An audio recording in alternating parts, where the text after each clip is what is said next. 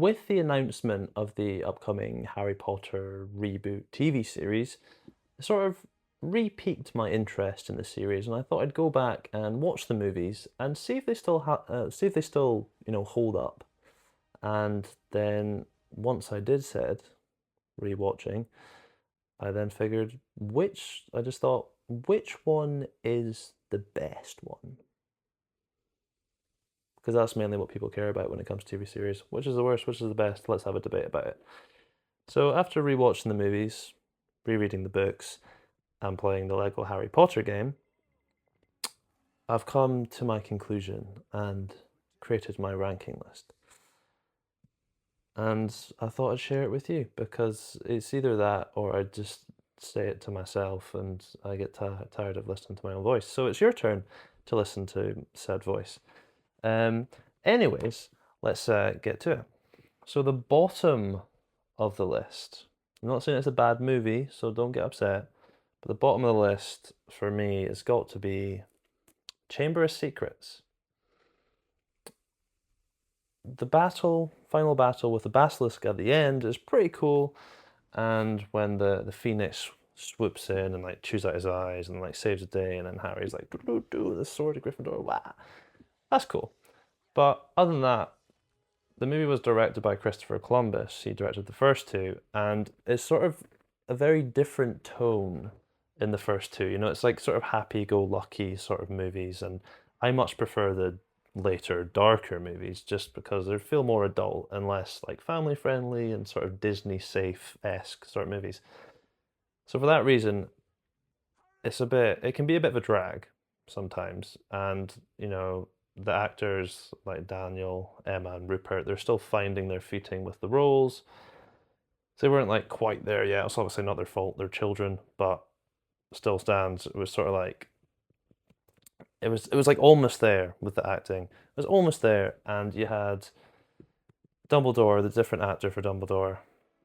What's his name? Richard something, I think.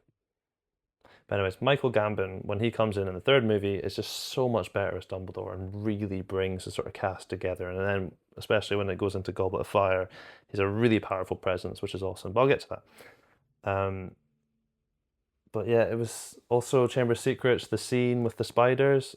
Oh, I just can't watch that. I'm like, it's creepy. I don't like it. And that even sort of alone puts me off in the movie, just going like tedious, like spiders, and they almost get eaten by spiders, and I'm like, ugh. But it's just a bit lower on my list, especially when it comes to entertainment value, which is sort of how I rank and rate movies. Was I entertained by it? Did I like it? Is it rewatchable? And whenever this one sort of comes on the TV or whatever, it's sort of just it's a bit of a drag, and I'm like, I'll watch it because it's Harry Potter, but like, do you know what I mean? But it's still like an enjoyable movie, Gilderoy Lockhart when he zaps and makes him zaps and wipes his own memory and then turns into a bumbling buffoon. That's a funny scene. But there's just sort of like small snippets throughout the movie which are enjoyable rather than like a whole collective of the movie. So for that reason, yeah, bottom of the list at number 8. Um, Next, sort of on the same note of the feel of the movie, directed by Christopher Columbus, Philosopher's Stone. It's slightly higher up because it brings us into the world of Harry Potter. It's the first movie that sort of brings the wizarding world alive, and it's sort of like it was a bit of a cinematic epic at the time. I can imagine I was only just born when it came out, but going back and watching it is like a nice introduction. You get to meet the characters for the first time and sort of set up and then find out about what the wizarding world is like. And I really like at the end when they have to go through the main three have to go through all the tasks like the wizarding chess and when they're trapped in the devil's snare vines and they have to figure the way out. And then Harry makes it through to the end. And he has to fight Dumbledore and not Dumbledore, Voldemort, kind of in Professor Quirrell's head. That's like a cool scene, and it's like setting up. Even though he's a first year and he knows bugger all when it comes to magic, he still managed to like fight through and hold his own, which was a nice moment and good early character development. But again, all the actors were sort of just finding their roles at this point, so the acting compared to later movies is a bit off, and it's like, man, the cinematography and like some of the earlier CGI, it's not quite there yet. And for that reason, it's just a bit lower on the list. But again, it's not a bad movie, so, don't get upset. Next, at number 6, is Order of the Phoenix. They had quite a tough task squeezing this massive book down into a 2-hour movie. It's the shortest of all 8 movies, but it's the longest book. So it was a bit of a struggle bus for them at that point anyways. There's so much content to fit in, so they left a lot of stuff out. And I know the role of, what's her name? What's the wifey's name? Dolores Umbridge. I know that the actress's whole point is to be that naggy, pain in the arse, unlikable woman. However, she was just too convincing and too good in the role that when I watch it and she's on screen, I'm just like, I'm seething. I'm like, why is she here? Like, go away, you annoying cow. Get out the screen. And the best part of the movie is when Fred and George get those fireworks all set up and then set a dragon, go to chase after her. And that's like the most satisfying part of the movie, is when she sort of it's like a bully put down, basically. But the movie itself, it's sort of somehow dragged, even though it's the shortest movie, and it was like lots of tedious moments where it's like, I don't know. Again, it comes down to enjoyability. I didn't enjoy it as much as the other ones. But the Sirius Black death at the end, that was, that gets you in the heartstrings. That's like, damn. That was quite emotional. I get a bit teary-eyed every time I see that. So that's good, because it makes you feel something, which is what you want to get out of a movie. You want to be entertained and you want to feel stuff. So that's good. And then also, after he's died, and then Harry's like crying on the floor, and then in the movie the sound goes and it's just like some light music playing over it, but you just sort of see him screaming. Apparently they had to cut the audio of him screaming because it was so upsetting that they couldn't put it in the movie, because they thought audiences would get too upset by it, and like crew members were crying and getting upset because it was so convincing, and like, which is kind of cool. I wish they'd like release that clip as well with the original audio, but apparently it's been deleted and you can't find it anywhere, but whatever. But anyways, yeah, for that sort of reason, it's just a bit lower on the list. But there's a few cool moments throughout, and sort of seeing Voldemort coming back in the Ministry, and he's like destroying shit, and that's pretty cool. But yeah, number 6. Number 5 on the list is Deathly Hallows Part 1. Be specific, Part 1. Because even though it's an enjoyable movie, it very much is just Part 1. It's a setup for the finale. So I'm still glad they did extend it into 2 movies, because it really fleshes out the finale. This is the end. You want lots of screen time, but it very much was like filler time and like a setup for the final movie. There's lots of cool scenes, like when Harry has to go under that sort of iced lake. It's not much of a lake. It's a big pond, really. It goes under, and then he's like, and then Ron comes in after he's buggered off and like got mad at them because he had the Horcrux around his neck, and it was like seeping evil into him, and it was sort of like Frodo in the One Ring. And then you watch that and you're like, no, Ron, stop being a jerk, and disappearing. But then he comes back and they're all friends again. So it's like a nice reunited moment. And then obviously the most memorable part of the movie, for me anyways, is Dobby's death. Oh my god. Sometimes I just watch that scene if I want to cry, because it's just like, he's just so small and vulnerable, and he's like, oh, it's a good place to be with friends. And then he just like dies, and you're like, oh my god. It's just a cute wee thing. It's like when a dog dies or something, you're like, no. But I felt so much from that scene, even though it's just like a cute little goblin creature that doesn't exist dies, and yet you feel for it, which is what I like in a movie. Make me cry and I'll enjoy the movie. It's why I like Spider-Man 3 so much. Anyways, we're not talking about that. But yeah, just because it's sort of a setup, um, it's a bit lower on the list, but it's still great, enjoyable movie.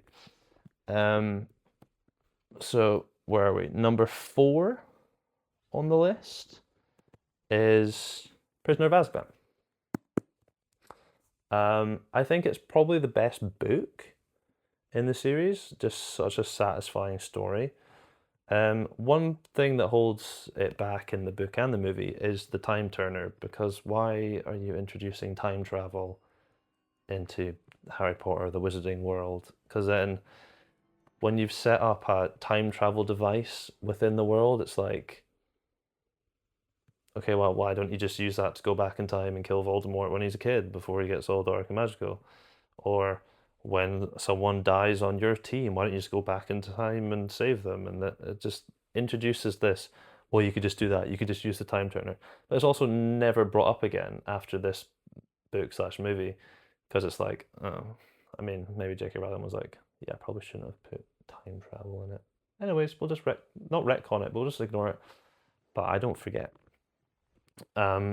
Also, Hermione's messing with the space time continuum to take extra classes. Isn't that very dangerous to mess with time and is so she can take extra classes? Professor McGonagall, that's not very responsible given her the power of time travel so she can do extra lessons. Anyways, rant over. I like the scene where they save like Buckbeak and Harry gets his like final Patronus Patronus at the end of the movie and like saves himself. But then again, it is from time travelers, whatever. Um, and then the twist of Sirius Black is actually the good guy. If you've not read the book or didn't know before going in, it was a nice, satisfying twist. It was almost like an end of a whodunit. And then Peter Pettigrew turns out Ron's rat turns out to be the true sort of conniving villain that's the servant of Voldy. These weird thoughts though. You're like, oh, he was just like hanging out in Ron's room all the time when he was being a teenage boy, and he was just chilling there. All right. Don't know why he was a rat for the like he could. Why is he in the Ronald family? Why Weasley family? Why doesn't he just like be a rat in the field? Like why is he, whatever. Um, but it's still like a fun movie overall. But it's not as entertaining as the next ones I'm going to cover. So for that reason, it's at number 4. All right, number 3, Half-Blood Prince. I really like the relationship between Harry and Slughorn in this one, especially when Harry drinks like the liquid luck. So he's like, right, I need to find out Slughorn's memory. What did he say to young Tom Riddle? Why is like what's the secret? We're trying to find out, and it's about the Horcruxes. Even though Voldemort, Dumbledore already knew about the Horcruxes, and he already had one of Voldemort's rings, his mother's ring or whatever, that he made into a Horcrux. And then he's like, "We need to find out what he told him." And it's like, "Oh, it's about Horcruxes," and Dumbledore's like, "Oh, I knew it." So why bother spending the whole movie Harry trying to figure out what he said, even though you kind of already knew? That one little tidbit is like, other than that, it's a really enjoyable movie. Anyways, when Harry drinks liquid luck and then he goes down and then it's Aragog's funeral, which thank God, kill that spider, creepy bastard, thing. Um, he, yeah, and then he sort of has that joke with Slughorn and Hagrid. Hagrid's like, oh, they're very misunderstood creatures, spiders. And then Harry's like, yeah, I can't forget the pincers. Reckon they unnerve some folk. Not to mention the pincers.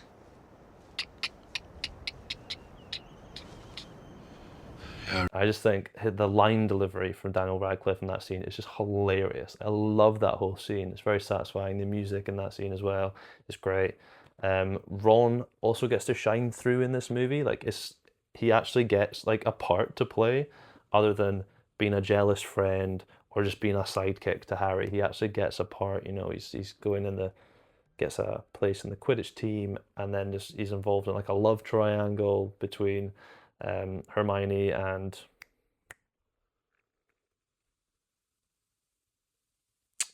what's her name again? I'll come to me. But he actually gets a part to play in the movie, which I'm like, yeah, I like Ron, so I'm glad he actually gets something to do. All round though, pretty solid entry. I also like how Snape turns out to be the Half-Blood Prince, and it's like solidified as like the villain at the end of the movie because death to Dumbledore, and again, very emotional scene. So it made me feel something, which is why I like the movie so much. So it's very entertaining in that front, and you're like, oh no, right? The odds are stacked against us now. The most powerful wizard in the world is dead. Oh dear. And it sort of does set up the final two movies, which is very satisfying. It's great, like a natural progression into those films. And I don't know, all round it's just pretty enjoyable. And then Fred and George gets their joke shop set up, which is just perfect for them, and like their sort of character arc when they leave school. Amazing. I don't know how they got the money to set up the shop, but great movie all round. Number 3 spot. Number 2, very close to being number 1. But the reason it was going to be number 1 is because nostalgia was sort of overtaking my opinion. And then when I looked at it more critically, I realised that Goblet of Fire belongs in number 2 spot. Standouts from David Tennant and Robert Pattinson, a couple of handsome devils chucked in there. Pattinson fresh off of Twilight, and David Tennant fresh off of Doctor Who. Great, very enjoyable. I like how the whole movie is like it's a journey of tasks. It's like watching one of those TV shows where you've got what's it called? Total Wipeout. The one where you got like jump over the red balls and get to the end. It's like a series of tasks that you follow along, and you're rooting for Harry each time. It's like watching 3 different sports games, and it's that part of that aspect's fun. All of the challenges Harry faces as well is good banter. When he's fighting the dragon, he gets the hardest dragon, but he prevails and gets his fireball broomstick, stuff like that. Introduction of Mad Eye Mooney. Also, of course, he's drank the Polyjuice potion. It's actually David Tennant's character, and he's a villain, but it's still fun. And he turns Malfoy into a little weasel, or whatever it is, which is pretty cool. I'm getting sidetracked here, but very enjoyable movie, and it's sort of the movie that flipped the switch in tone. When Voldemort finally comes back officially in a body at the end of the movie, it's like, oh.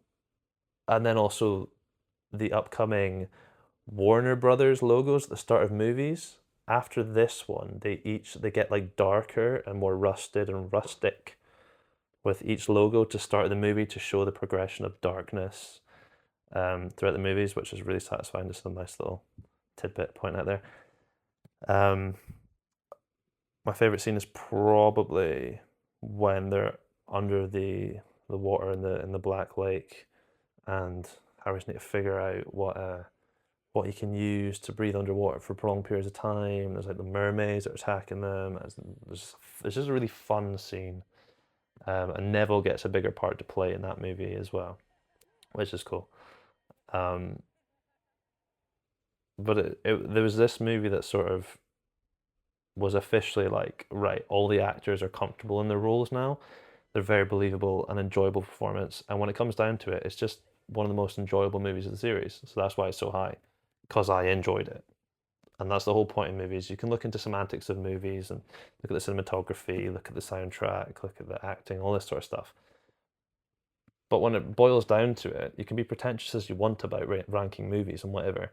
But did you enjoy it? Was it enjoyable? That's the whole point. That's what I rank movies about. Was it enjoyable? And did I feel something? Did I come away with a certain mindset? Did it make me think about something? Did it make me tear up? Did it make me laugh? If I felt nothing and I didn't enjoy it, then I don't like the movie. Doesn't matter how good it is. Doesn't matter if it's The Godfather or whatever.